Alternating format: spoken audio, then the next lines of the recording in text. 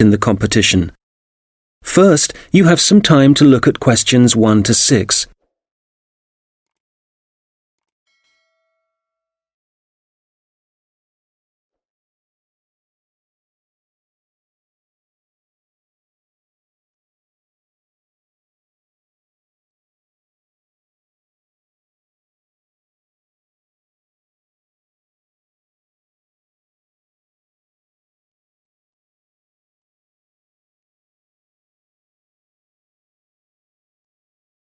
Good morning, Dave speaking. Oh, hi. I'm phoning about a short story competition. I saw an advert in a magazine and I was just calling to get some details. Yes, certainly. I'm the competition organiser, so I should be able to help. What kind of details are you looking for? Well, does it cost anything to enter?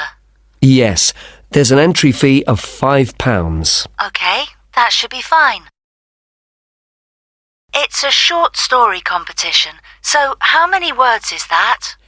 Well, we want to give people a reasonable amount of freedom, but the guidelines are around 3,000 words. Oh, that sounds quite a lot. Well, it's not as much as it used to be. We did have a limit of 5,000 words, but some people thought that was too many. So this year we've reduced it. Right. And does the story need to be about anything in particular? No, you can write about any topic you like. But the main point of the competition is that it has to have a surprise ending. Oh, I see. That sounds interesting. I don't think I've ever written a story like that before. Yes, it's something we've introduced for this year's competition. Right. I'm 18. Is there any age limit? Yes, you need to be 16 or over. So, if you're 18, that's fine. Great. So you have the competition once a year, is that right? Yes, we start advertising in January, and the competition takes up a lot of the year. We give people a few months to write their story, and then it takes quite a long time to judge all the entries and to announce the winners. I see. So when is the closing date for the competition? It's already April. I hope I'm not too late. No, you've still got plenty of time. You need to submit your entry by the 1st of August. After then, it will be too late. Although you can always enter next year's competition. Okay, good. So how do I enter? Well, we have a website, and the best way to enter is to complete the entry form online. We also have more details of the competition on the site. Shall I give you the web address? Yes, please. Okay, it's www.comp4ss.com, and that's the number 4, not the word 4. Okay, thanks. I've got that. So I can complete the entry form online, but how do I send the story? Do I print it out and send it to you? Well, you may want to print the story out so you can review it, but don't post it to us. When you've finished your story, you will need to email it to us. The email address is on the website I gave you. Okay, that's fine. Before you hear the rest of the conversation, you will have some time to look at the questions 7 to 10.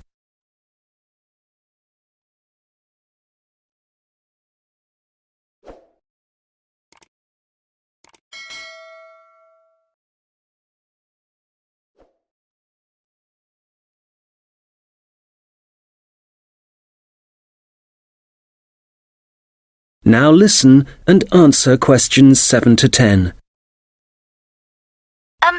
Can you tell me a bit about how the competition is judged and what the prizes are? Yes, of course. Well, once we have all the entries, I send them to all the judges. Our competition is quite popular, so we are lucky to be able to use famous authors who are very interested in the competition. That's fantastic! It's great to know that someone famous will be reading my story. Yes, that's right. It takes them quite a while to read through the entries, but eventually they decide on the top 5 stories. I see. And what happens then? Well, they will be published online so everyone can read them. They will not be in any order at this point. They will just be the 5 stories that the judges think are the best. And do all the top 5 stories get prizes? No, it's just the top story and the runner-up. So how is the top story decided? Well, once the top 5 stories are available, it will be the public who will vote for their favourite story. Right, I see. So I need to get all my friends to vote for me then? Yes, that's a good idea. And what is the prize? Well, the runner-up gets a prize of £300, but the winner gets a trip to Spain to attend a workshop for writers. Wow, that's brilliant! I'd better get writing straight away. Yes. Good luck. Thanks. That is the end of section 1.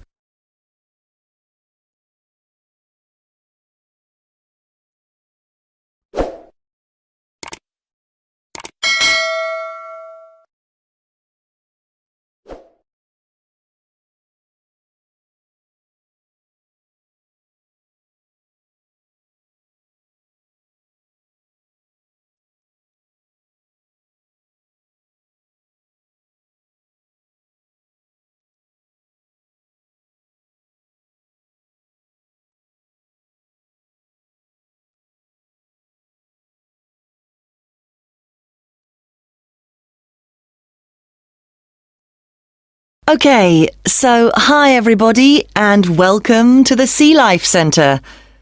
Before you start on your tour, I'd just like to give you some information about things to look out for as you go.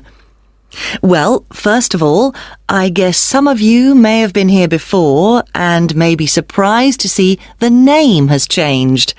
We're not called World of Water anymore. Since the beginning of this summer, we've been renamed, and we've also made a few other changes. However, the main attractions like the aquarium, the crocodiles, the penguins and so on are still here. But we have a new restaurant and picnic area, and the latest thing that we have, and it was only finished last week, is the splash ride.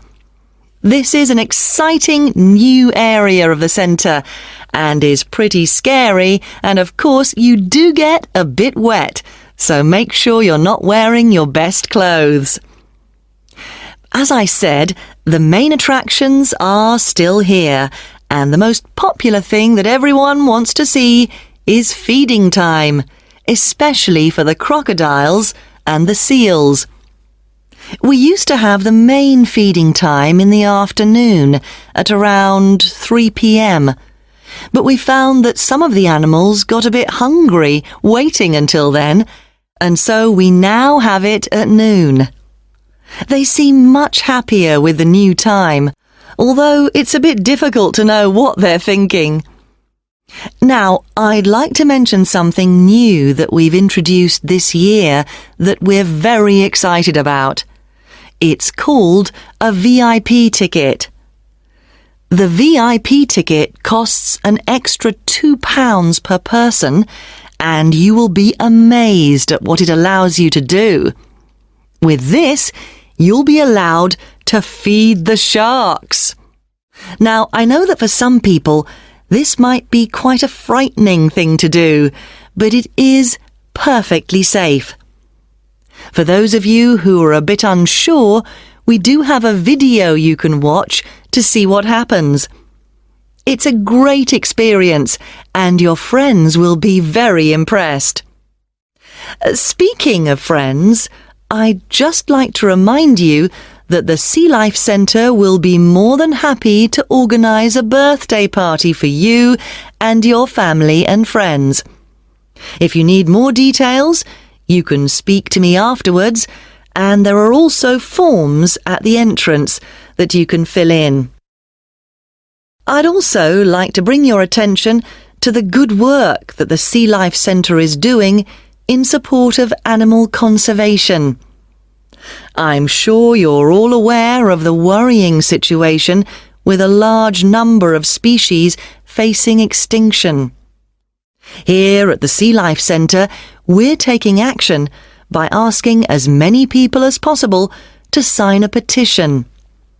Once we have over 5,000 signatures, we are planning to send it to the government in the hope that more people will begin to take it seriously.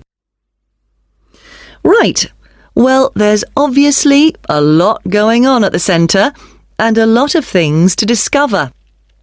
At all the attractions, there is helpful information, so please read as much as you can, and if you want to see what you've remembered, please do the quiz after your visit. There are no prizes, of course, but I'm sure you'll be surprised by how much you've learnt. Before you hear the rest of the conversation, you will have some time to look at the questions 18 to 20.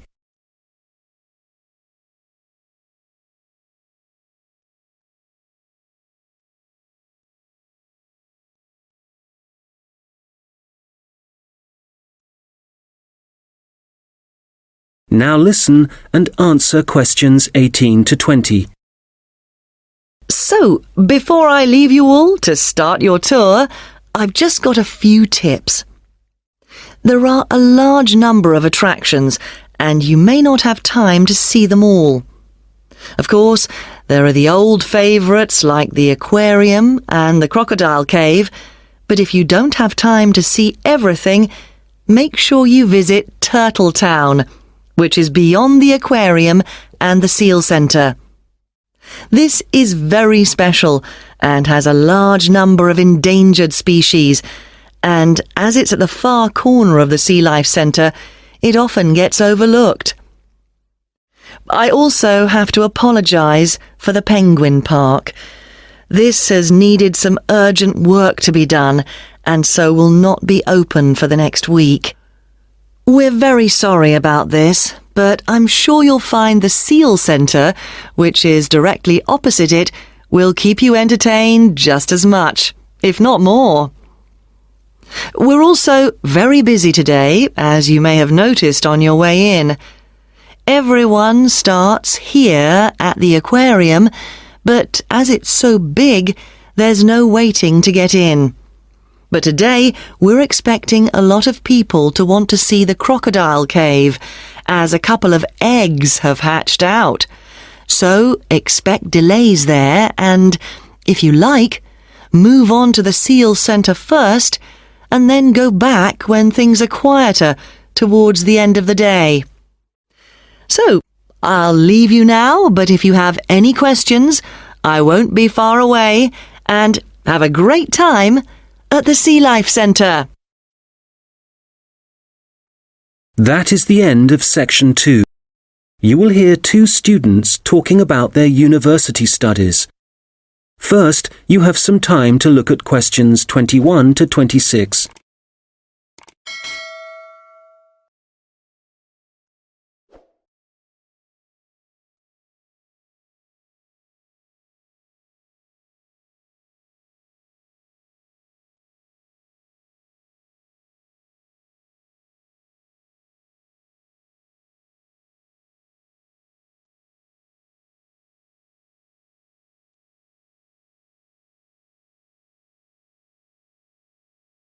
Oh, hi, George. How's it going? Hi, Martina. It's going well. How about you?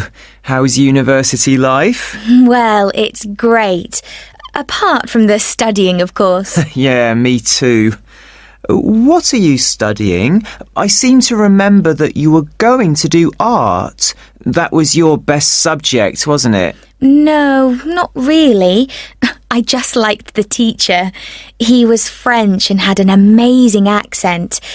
My favourite subject was history, but I couldn't see what career that would give me. Ah, right. So what did you choose? Well, I found it really difficult to decide. I was really good at science, but I must admit, I never really enjoyed studying it.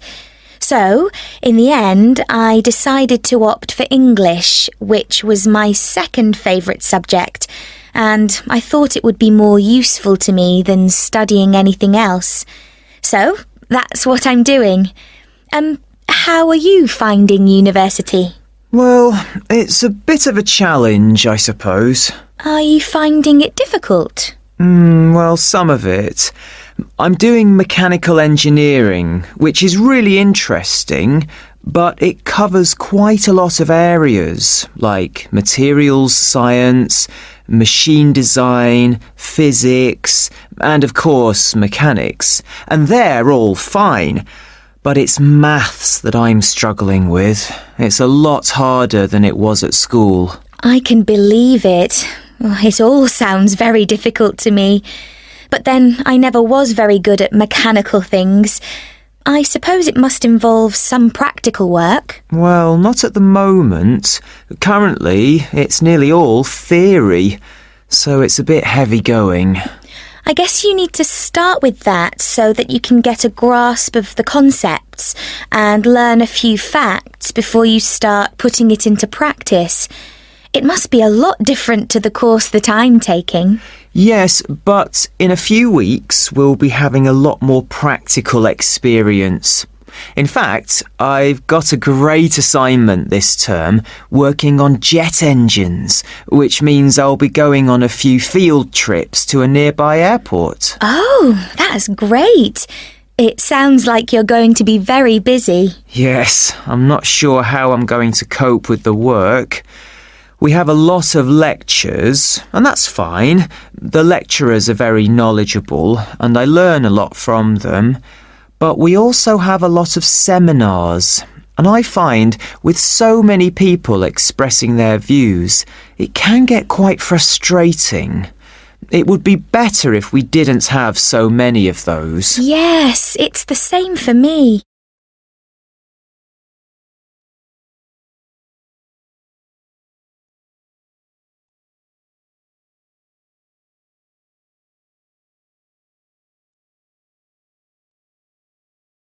Now listen and answer questions 27 to 30. How are the students at your place? Well, I haven't really met anyone yet. They all seem a bit quiet. Perhaps they're working hard. They don't appear to be very studious here, but they are very friendly. I must say, I've been doing a lot of sitting around and chatting over the last week or so. Well, that's good.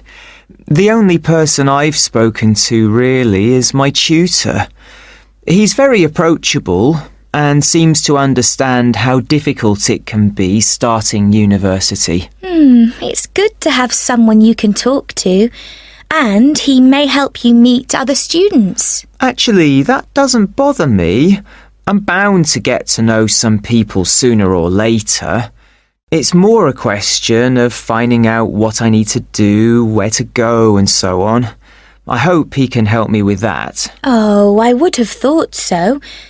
Well, we certainly have a lot of work ahead of us.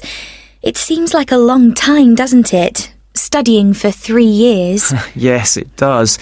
But I'm sure it'll go quickly. You know, I'm really dreading the first assessment. Yes. For the course I'm doing, we have to hand our first one in at the end of next month. Really? So, have you got the topic yet? No, but we'll get it soon. I'm not sure how much we have to write yet. Not too much, I hope. I know what you mean. And it's hard to study, especially where I am now. Oh, where are you living? I'm living in a hall of residence. I thought that would be a good idea, as there'd be a lot of people around, but I'm finding it a bit noisy. I can see that I'm going to have problems when I really need to get down to some work. So, I guess you need to be somewhere on your own then? Yes. Well, I do like to have some people around me, so I'd prefer to live with a family somewhere, in a house not too far from the university. Well, good luck with that. Yes, thanks. And good luck to you as well. Oh, I have to dash now. I've another lecture in 10 minutes. Bye for now. Bye. That is the end of section 3. You will hear someone talking about creating a presentation. First, you have some time to look at questions 31 to 40.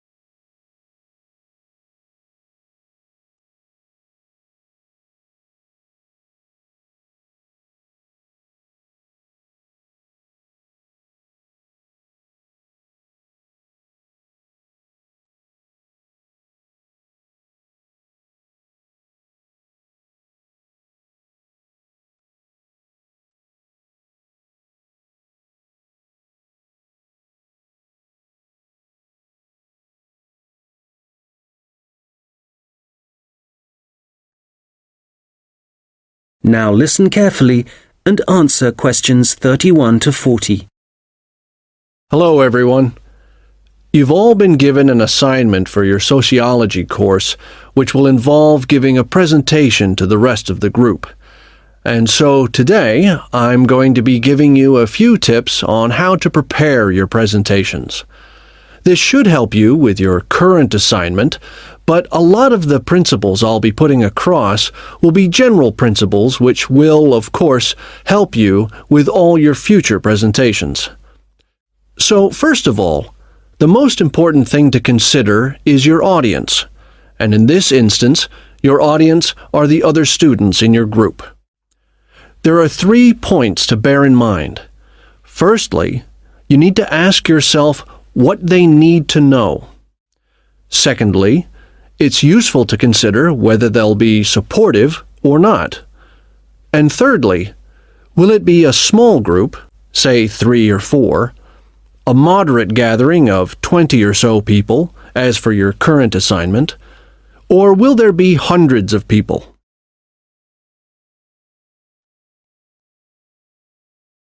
Having said all that, what I'm about to tell you will apply equally to any audience. So, how do you structure your presentation? Right at the beginning, you should tell them something that forces them to pay attention.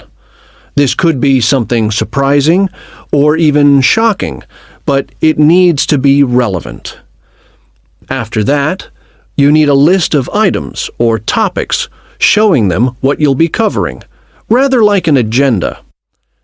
And then the main part of the presentation will follow. This main part will be the detailed information you'll be presenting, and could include facts, statistics, personal experiences, etc. After this, you should summarize what you've presented and close with what I call next steps. For this assignment, you could simply point the group to other sociology reference material. In other cases, you may want to suggest some actions that people can take. Now, what about the design of the slides for your laptop?